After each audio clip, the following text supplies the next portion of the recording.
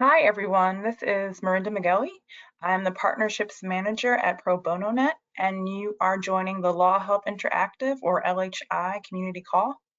I'm really excited today because we have Johanna Santos Bassetti, who is the Director of Product at JustFix, who will be sharing a little bit about an exciting project that they've been working on. So just as a heads up, all LHI community calls and webinars are recorded. The recording for this month's call will be posted at the link displayed, and I'll drop it at the chat box as well. Here's our agenda. We're going to do things a little differently today. Normally we start with updates and announcements, but we want to get straight to the presentation. So Johanna is going to start with her presentation. Then we're going to follow up with updates and announcements relative to the LHI community. And we have an agenda item that covers questions, comments, and discussion. But we want this to be a super interactive call. So if you have questions or comments, please feel free to use the GoToWebinar software to raise your hand and we can unmute you, or you can drop a message into the chat box. So with that, I'll just turn things over to Johanna. Thank you so much. Hi, everybody. I'm just going to get my screen showing for a second. It might take a few seconds. Let's see.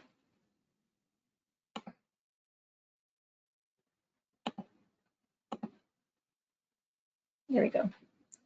Is that all right, Miranda? Yes, it looks great. Thank you. Great.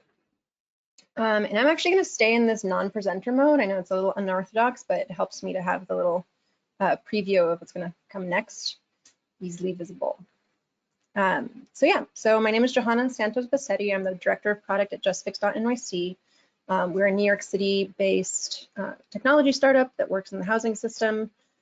And our mission is to galvanize the 21st century tenant movement and work towards housing for all. We do this by leveraging technology, and we provide tools that make it easier for tenants to know and exercise their rights, whether that be learning about what their rights are or taking different actions once they do know their rights. Our model is highly collaborative, so we work with a number of partners that you can see on the screen, and without them, we couldn't do this work. So one of the things that we do is co-design, and that entails going to the source of what people are experiencing, and instead of replacing what people are already doing, we augment what they do. And so instead of sort of telling people what it is that they need, we closely listen and then build for those needs.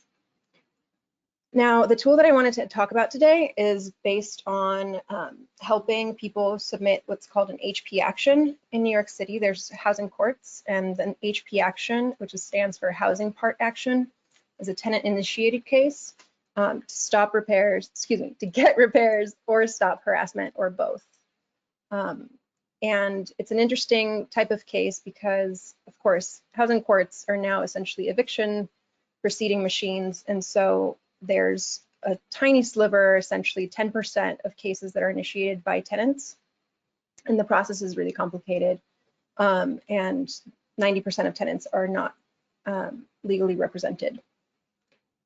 And so normally what happens in housing court is you miss time off work because you go there physically, the courthouses are crowded, the spaces are hard to navigate, there's long lines, there's long wait times, you can't have food and water, and the bathrooms aren't so great. None of the spaces are sort of pleasant to be in. And so when COVID-19 hit, the courts had to essentially stop operations to have physical distancing and people staying at home. And then they really needed the way to have people bring emergency repairs and harassment cases remotely, and they didn't have the technology for how to do it. And it was a very acute issue because it's a public health issue. If you can't leave your home and your home is unsafe, then your health concerns will be increased. If you don't have cooking gas, for example, consider how you cook 3 meals a day for an entire household. If you don't have hot water, how do you keep your environment sanitary? There's mold and you're there all of the time, then that's going to be very problematic for your respiratory system. Of course, if your refrigerator is broken, as another example, you would need to keep all your groceries sort of circulating all the time, and going to the grocery store all the time is also not so safe. So what ended up happening is that the court allowed for only emergency cases to be brought, and the emergencies were defined as no heat, no hot water, mold, no access to a working toilet, and then a catch-all of anything that provokes a high risk of health and safety in your home. And so they turned to us. We had a request from the court to see if we could take a tool that already existed that we built in collaboration with Pro Bono Net and Legal Services NYC, because we had sort of like a head start, right? We built this version 1 over the course of 2 years, which essentially works on top of LHI's technology to create a different user interface to be able to create the paperwork to go to court. But the issue is you still had to print the paperwork and you still had to go to court. And so what we were able to do is take the functionality from the original HP Action tool and create a version 2 on top of it, which we call the emergency HP Action tool, which continues to do document assembly and generates the PDFs, but then instead of having to print it, it gets filed online via email. And instead of notarization in person, you have e-signature. And then no fees are collected because the court wasn't able to spin up any sort of payment system fast enough. So that was a great thing for our users, because then they don't have to put any sensitive financial information to get the fees waived. So was born the emergency HP Action tool. Here's a link to the demo site that we'll demo in a second. Here's also the public link if you wanted to actually use that with somebody who you're working with. I will note this pink warning. This does create a filing automatically into housing court, and there's no way for us to reverse it because it goes right into the clerk's hands, email hands. But I'll stop there because I was speaking rather fast, and check the chat. If anybody has any questions, I would love to answer them. Doesn't look like we have any questions or comments as of now. Okay, then I'll keep going. So like many uses of technology, the aim here is to decrease the time to reach the goal and increase the ease. And so if we take a look at the process from before this tool existing, you had to go to the physical courthouse, you had to get the actual forms, which were on carbon copy paper. You had to fill them out by hand. You had to go back to the clerk to sign and notarize. Then you go to the judge in the courtroom. You wait for their approval and signature. If trials are happening, you have to wait pretty long. It might be up to an hour and a half. And then you go to the cashier, you pay, you get your index number, and then you go back to the clerk for final review and to get the instructions for service. And so during our research, when I was shadowing folks, this could take from 4 hours to 6, depending on when you did go, because the judges and clerks also take a break in the middle of the day. And so sometimes if you didn't get in there in time, if you didn't go at 9 or 8:30 in the morning, you might end up there until 3 or 4 p.m. And so this became really frustrating for people, people going there with children, people taking time off work, like I had mentioned earlier. And so our process takes these 7 steps and makes them into these 4 easy steps that take our user average time is 10 minutes for filing from sign up to submission. And so in order to file online, you just go to this link that I'm showing on the screen. You answer 12 questions. You sign your name electronically through DocuSign, a third-party service. And then you receive your instructions for service via email, which also delineates what the next steps are. So if we compare those two, I think we're making a pretty big dent in the time that it takes. So that's just to file. And so one of the things that I like to clarify is that we are just the beginning of the process. To get a HP Action filed and then the entire process taken all the way to the hearing takes a number of different steps. And we have our intervention at the beginning. That's step number 1 of 4. And then we hand it off to the clerks. And so I make note of that because, you know, it's this kind of collaboration where you're not completely enmeshed with the court system. And so we're adding a layer of ease at the beginning, but don't have sort of speak control or that much influence over what happens afterwards. And so we're working with the courts to see how we can also help them create a more user-friendly experience in steps 2 through 4 as well. So if there, let's see, I'm going to check the chat again. If there's no questions, I'll go to demo. Okie doke. So here's the site. Here's where you go when you land on that URL. And you get some instructions to see, is this right for me? We have the description of what an emergency is. And then we give this pathway for folks if they want to have assistance. We've partnered with an organization called Housing Court Answers. They have a hotline that's serviced from 9 to 5 p.m. in both English and Spanish.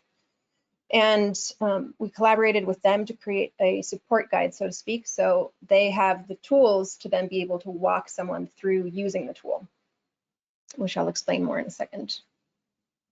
So I'll start my case and put in Jane Doe's information.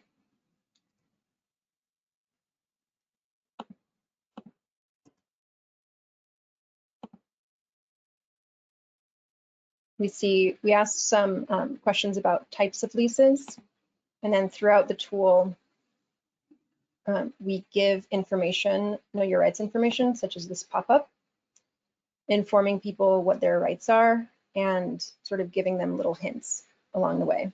And this is something that we're trying to incorporate in all of our products within the next year. Let's see, I'm going to just mash my keys to put in some random number.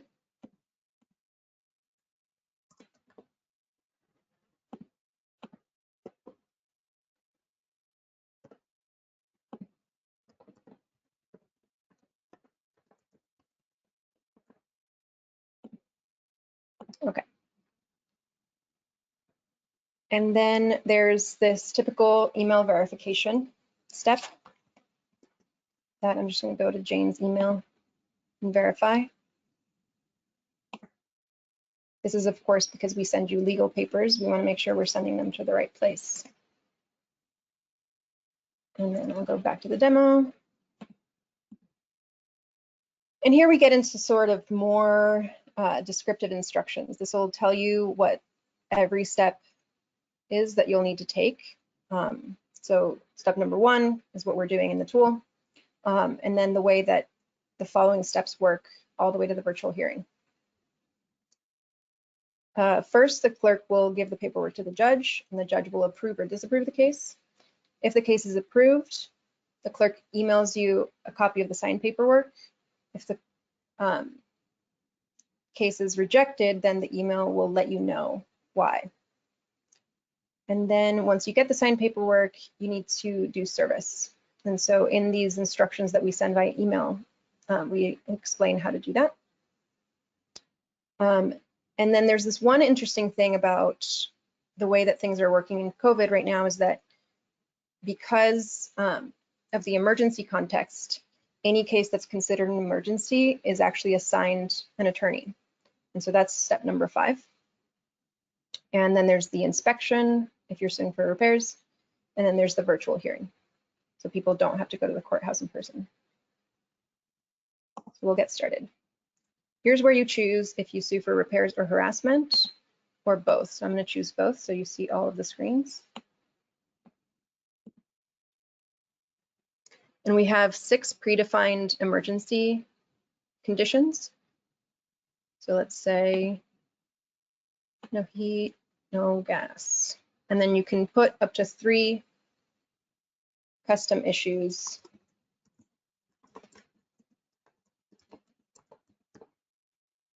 in these fields. And then the court wants to know certain information about your situation. In this case, whether or not there's children under 6 that live on the premises. Jane doesn't have any kids, so we're going to keep going. And then you need to tell them what floor you live on so that they can find your apartment for the inspection. And then they want to also know if you've tried to get official help yet. So in New York, there's the 311 line where you can file complaints. And then the Housing Preservation Department will come and inspect and issue violations.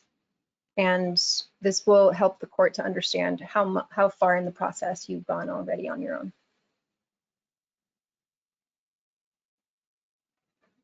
And then they want to know the size of your building.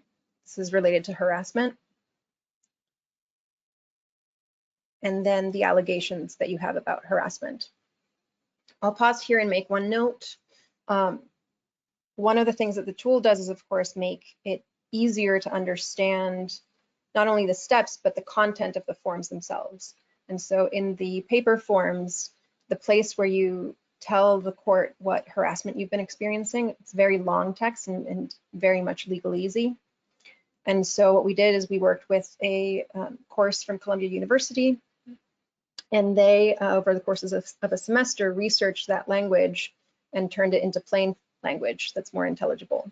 And so what you're seeing here is the simplification of that language, and we made sure to work with lawyers to vet that language. So unfortunately, this is what Jane is experiencing. And there's 2 pages of this. And then there's also space for the tenant to say in their own voice what it is that happened and give exact dates. I prepared a little blurb so you don't have to watch me type and make mistakes the entire time. And of course, we indicate that this is the more explicit you can be in this declaration, then the better it will be for your case. And then if you've already brought cases, the court also wants to know so they can cross-reference. But Jane, this is Jane's first case, so we're going to keep going. And one of the things that we do is we pull their respondent information directly from open data. And so in this case, there's an LLC and a second LLC. And so the case will be brought against both of these entities.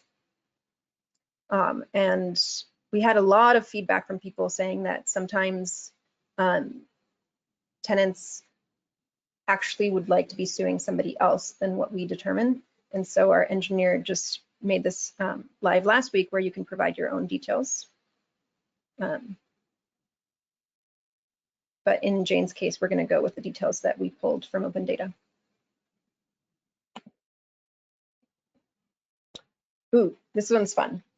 So because of the danger of going to the post office and the fact that mail is very slow right now, and that landlords will possibly not be checking their physical mail during the pandemic, some judges actually allow for email service. And so one of the things that we changed for this version 2 of the tool was adding the chance for the tenant to say what their landlord's email is, as well as their phone number. But this is optional because tenants don't always have this information. Great, so we've answered all of the questions, and now we prepare the forms. And this is where we're pinging LHI's servers to create the PDF.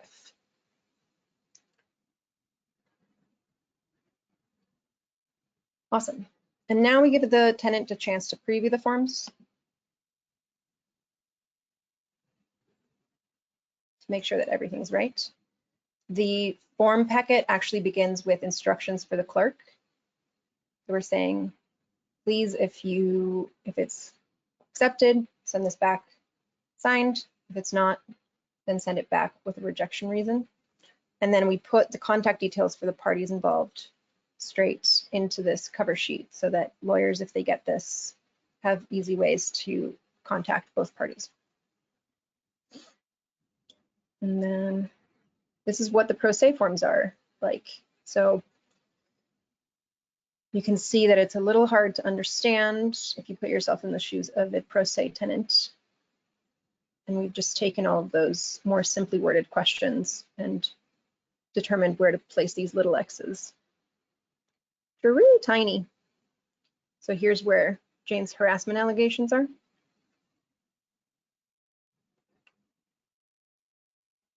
that's that. So Jane will go back to the site and say, great, this looks good, or they can go back and change their information. In Jane's case, it's correct per her knowledge. We'll go here. And here's where we give you a second chance to say, yes, my forms are right, because this is before going to e-signing, which jumps you to DocuSign. So we'll do that.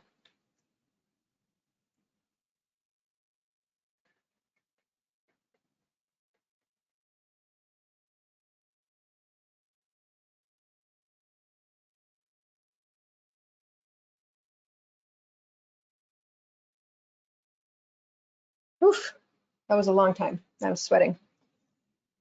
All right, some people might be familiar with DocuSign, but I'll just go over how it works. You have to agree to their terms here and then continue to start the signing process. So it'll just show you what we just saw, but it'll tell you where to go to sign. So when you do start, it finds all of the signature fields and you just click on one of these rectangles.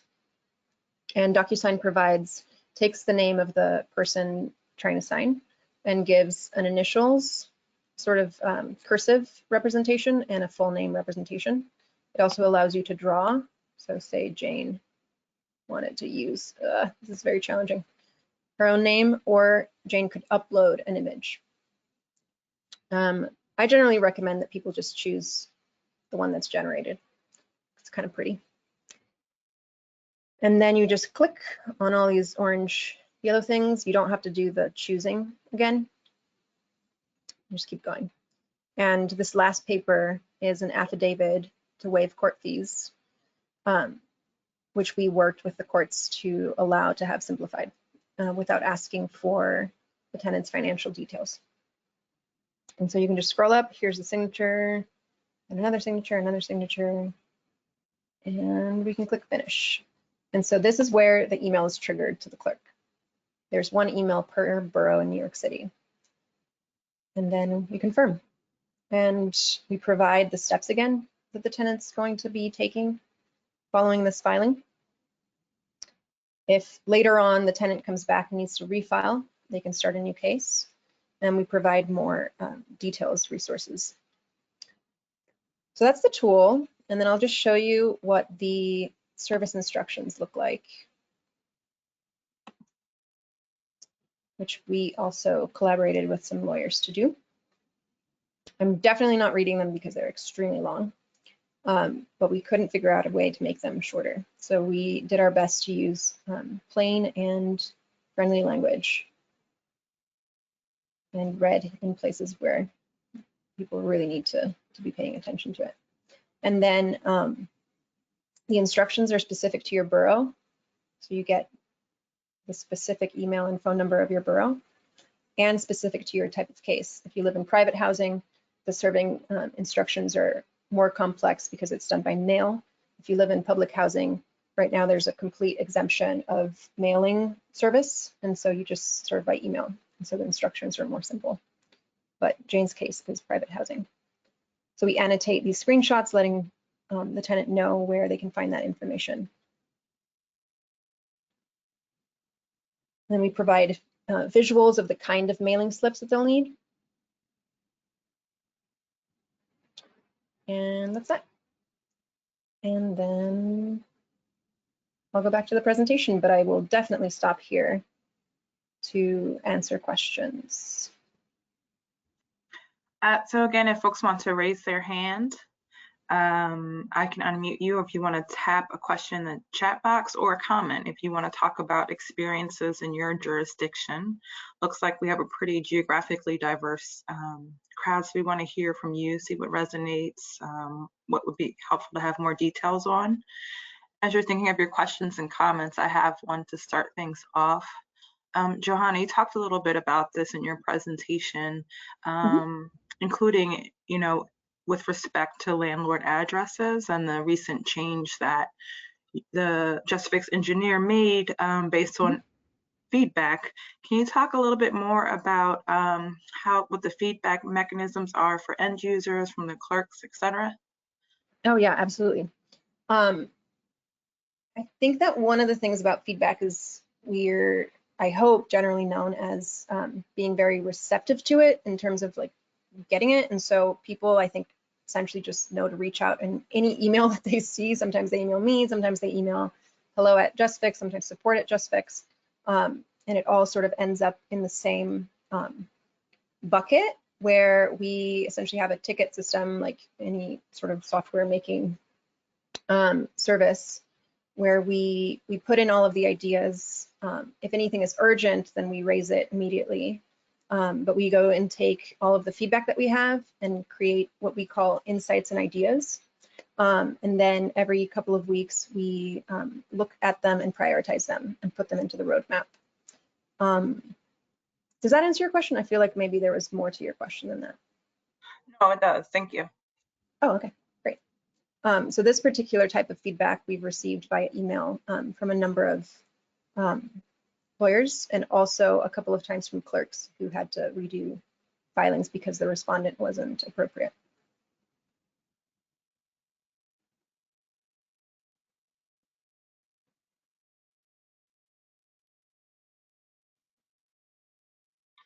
I'm not seeing any questions or comments in the chat box. Okay, then I'll just say a few more things about the tool that people often do ask questions about. One is what happens after the tool. So we have, we pass it on to the clerks, but we also have a few interventions. So immediately after the tool, you get an email with a copy of the completed forms from DocuSign directly, and you get that email with service instructions that's custom to the type of case and borough. And then the next day at 11 a.m., we send a SMS reminder to serve with a link to the web version of those instructions. And so we essentially have a text bot that asks a series of questions.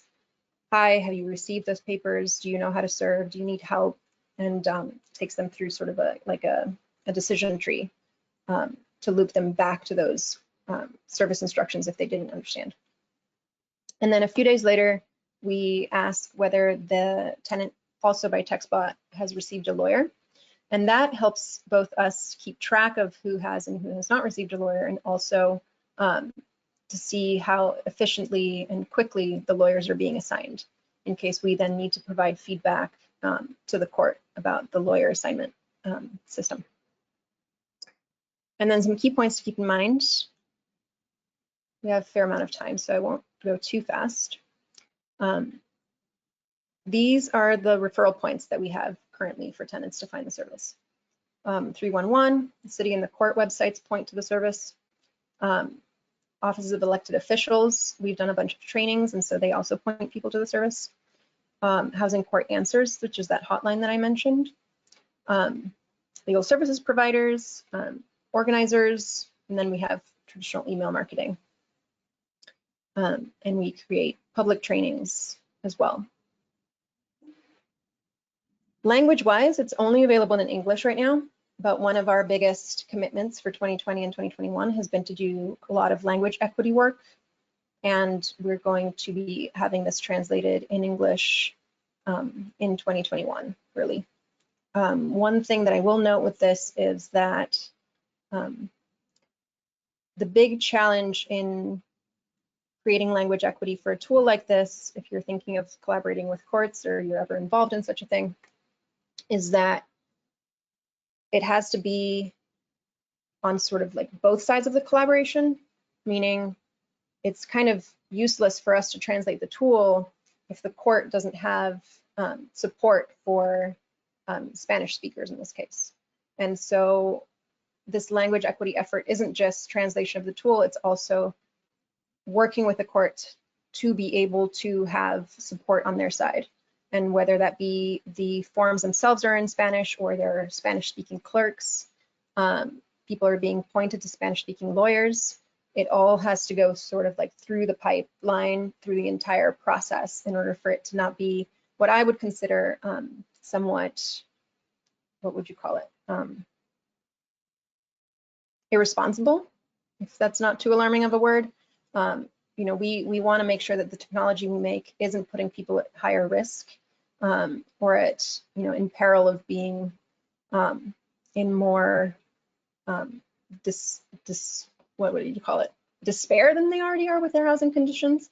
And so, you know, I have the belief that if you were to be making a tool that then sort of throws people into a system that's even harder for them to use because they don't have language access, that would be an irresponsibility. Would love to hear your thoughts about that if anybody has them in the chat. In any case, moving on. The tool is only available for individual cases at the moment, and we're working on a group case solution for 2021. And then sometimes we get the question, can I use this on behalf of a tenant? And unfortunately, that's not possible because the e-signature is legally binding. It needs to be coming from the person who's actually bringing the case, in this case, the tenant. But if needed, we do have a guide for people to help tenants over the phone to go through the tool if that's necessary. Another thing that people ask a lot about is whether the tenant needs an email address. And this is also a case where the digital divide is working against us because a lot of people don't have email addresses, specifically people who are of older age. And so this is one of the limitations of the tool. We try to point people to legal services providers if people who don't have an email reach out to us by phone, for example. It's of course free. It's accessible through assistive technology as well. It's screen reader friendly. It's available on any kind of device that's internet connected. It's responsive to mobile devices. And it's not an app. This is a common misconception with our work. We don't make apps, we make websites that are interactive. And so if someone doesn't have a device and doesn't have an email, they could get support from a family member, or they could call the Housing Court Answers hotline and get connected with a legal services provider. And if anybody wants to tweet, this is a suggested hashtag time to close the digital divide. And then right now, only some cases are considered emergencies. Those are getting lawyers and others are not getting lawyers. But we have heard a lot of, that a very high number of cases are getting lawyers, and the court is sort of relaxing what they think is an emergency and expanding that definition. I already spoke about the service instructions, so I will skip over it. And then another key point that's happening is that the appearances are virtual, and tenants actually have to request that it be done over Skype.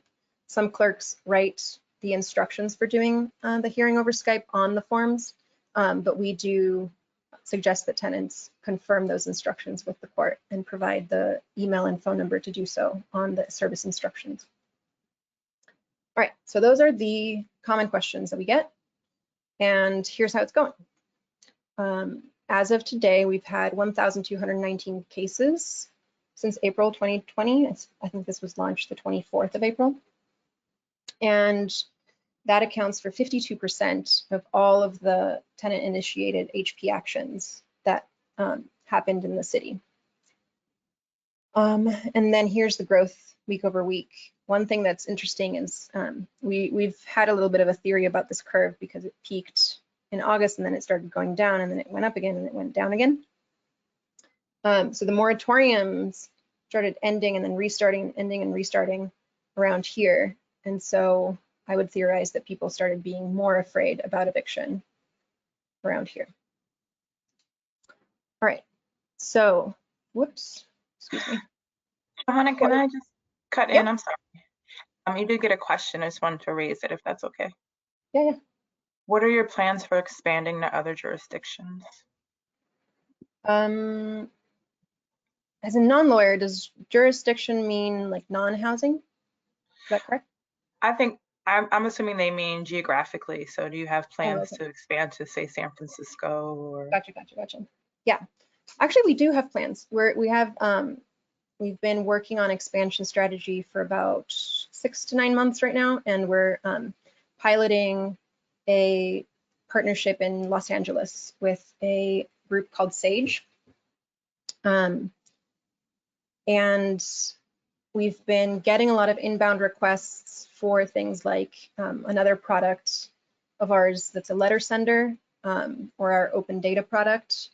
And we're trying to look at a model for doing hyper-local work, but also nationally, which we're only a team of 7 people, so it's pretty challenging to think of such a model. But we did try one tool that we had done as rapid response to COVID, which was a letter sender that sent a letter when you couldn't pay rent. It's found at norent.org if you want to check it out, or demo.norent.org if you don't want to send that letter to your landlord. And essentially, we in that case, we were in such a sort of time pressure and urgency that what we did was talk to large coalitions and get their feedback. And what ended up happening was we built a tool that was like a blanket tool for the country, but that didn't actually address local needs. And so we actually ended up getting a lot of pushback, especially in New York City, that this tool wasn't aligned with strategies in the housing movement locally. And so we actually shut it off in different places. And so that for us was a big, big learning opportunity to see that a blanket approach nationally is not the way to go for us, because it breaks with our values of doing deeply connected, collaborative community work. And so now we're thinking of doing it sort of like in pockets. I think Chicago's another city, San Francisco, LA, and Boston, etc. I won't list them all, but yes. And if you would like to talk about that, I have my email at the end of this presentation. Thank you. I can drop that in the chat box as well. Oh yeah.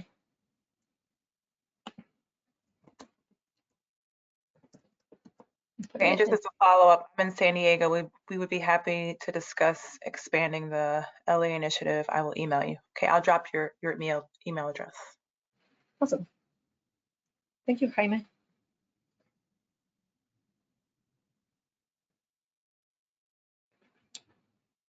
Great. So the last thing that I was going to say is that for the future of this specific tool, one thing that we're really excited about is that there was this sort of looming e-filing question for the housing courts and other courts in New York City through the system called NYCEF that some are probably familiar with. And for a while, we thought that NYCEF was going to make this tool obsolete. But then actually recently, we were asked to, instead of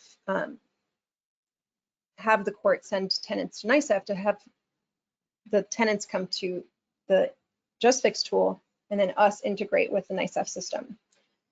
So now we're working to get our tool injected into the NYCEF system and do the e-filing through those channels.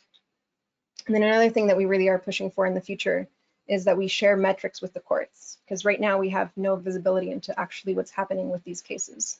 We don't have a way to follow them all the way through to the virtual hearings. And then I already spoke about language equity, so I'll leave it at that. And with that, if you have questions, that would be lovely. Or thoughts or ideas. I love ideas as well. Thank you, Johanna, so much for the presentation. Just a reminder, you can raise your hand using the GoToWebinar toolbox, and I can unmute you, or you can enter your questions or comments in the chat box.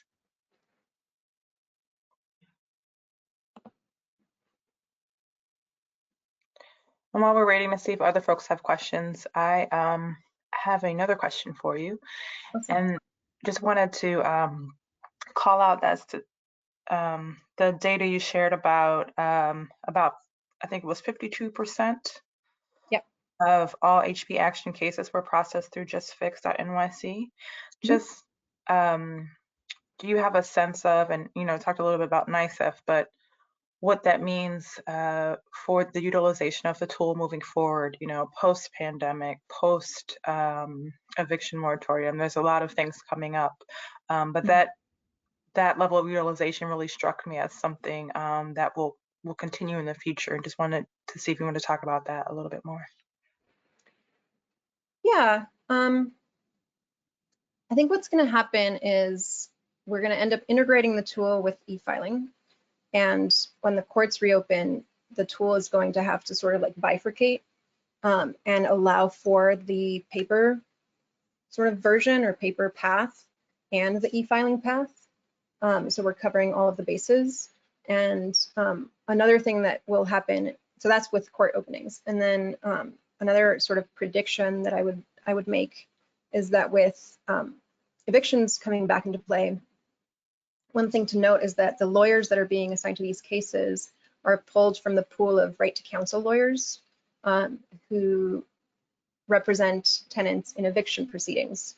And so because there were no evictions, there were a bunch of lawyers who didn't have those cases to work on. So for the first time, pretty much ever, people with HP action, with repairs and harassment cases were getting lawyers. So this was this like sort of strange irony, twilight zone where tenants did have access to representation for a while, which is going to decrease. And so the self-represented sort of angle of the tool is going to have to be even more developed. Does that help? Yeah, thank you. That's great. All right, so we have kind of a quiet group today. I think that's because of your thorough presentation and just how exciting it is. I just want to say, having been involved in the sort of first iteration of the HP Actions tool, just seeing how much you've been able to do since April is really impressive. And I think that goes back to the work done on that hyper-local level to build collaboration with folks at the court, whether that be judges, whether that be clerks, and it just really does a lot to increase access to justice in a meaningful way in a time where it's super critical. So just want to applaud you and the JustFix team on all the work you've been doing. It looks like we do have a question or a comment. Thanks, very informative. Thank you so much. Thank you so much for your words. And we'll share out this recording after the call. But I think at this point, we'll go ahead and transition to LHI specific announcements and updates, and I won't be offended if folks drop off. Stay. Okay. So let me just go back to presentation mode. So I just want to talk about recent code releases on the LHI system. September, just a reminder that we had a major code release that month, but wanted to flag specifically the fact that we rolled out e-signature functionality. This is our first iteration of e-signature. It's somewhere in between. If you have DocuSign on one level and the other end of the spectrum, you have a simple sort of /s. Our initial iteration is somewhere in the middle.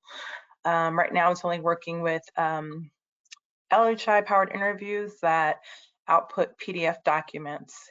If you have any questions or are interested in experimenting and exploring with the e-signature functionality created by LHI, please reach out. I'll drop my email address in the chat box. Last Friday, we did some work to increase server capacity and reintroduce load balancing on the LHI system. This was after experiencing some issues on some of our servers that we wound down to kind of diagnose and correct. Fortunately, on Friday, we were experiencing some errors. We did this around 1 a.m. and we're seeing the errors around 7.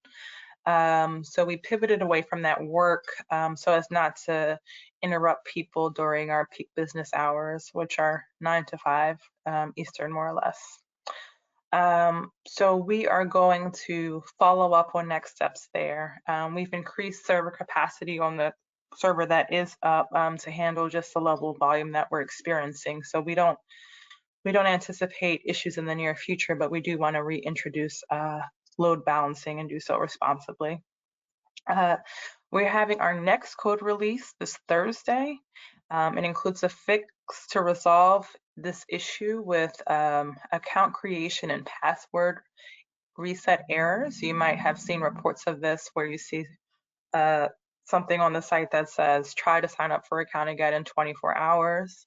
So we believe we have a fix for that issue. We'll be doing some updates to a bug found in terms of sharing answer files where those answer files involve multiple document assembly. And we're enabling next steps functionality in Spanish. And then we're going to also plan for a final code release for December. And I'll share more details about that, but slated in that code release are some updates to the email to courts functionality that we know is pretty timely just with the pandemic or anything. So that includes adding a CC when you email to the courts, which people might use for confirmation or other reasons, and some additional instructions around upload limits. In terms of trainings and conferences that are relevant to the LHI community, wanted to flag the upcoming LSC Innovations in Technology Conference. It'll be virtual and in January, and registration is open. We have the EJC conference that is planned for May in Dallas, and session proposals are past due, but registration details should be opening up in the coming weeks. We wanted to highlight the upcoming National Technical Webinar. We have a really cool group of panelists familiar with LHI, but also other document assembly platforms. We'll be talking about the process of converting complex legal know-how into well-behaving interactive applications. That could be a whole conference into itself, but we're doing a webinar, so we hope you join.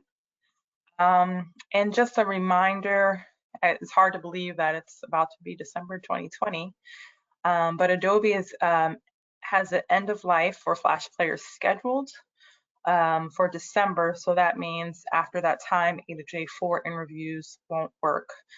We really want you to either convert your A2J author interviews into version 6 or begin to remove them from your sites, because it's already a pretty frustrating experience for users. They can't use it on their cell phone. It's harder and harder to enable Flash Player on our most used browsers, so it is something that really has to happen. And so I'll just pause there and see if there's any questions or comments. Okay, I see something in the chat.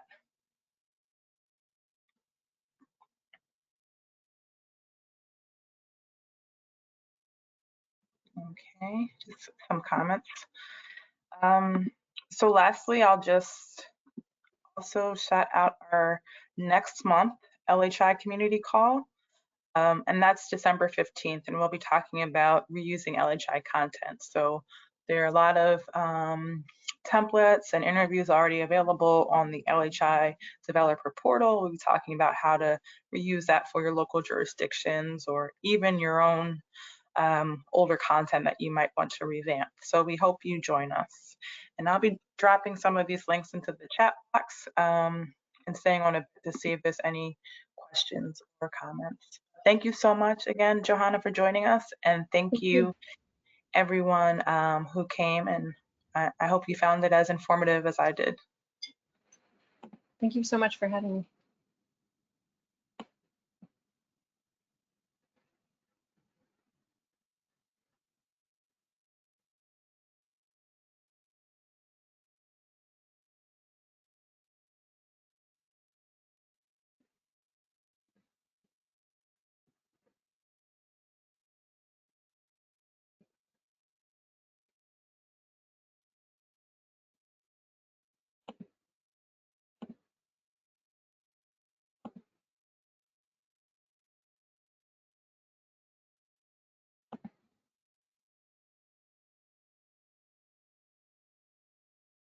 All right, I'm going to go ahead and disconnect. Everybody have a great week and a safe holiday if you're celebrating.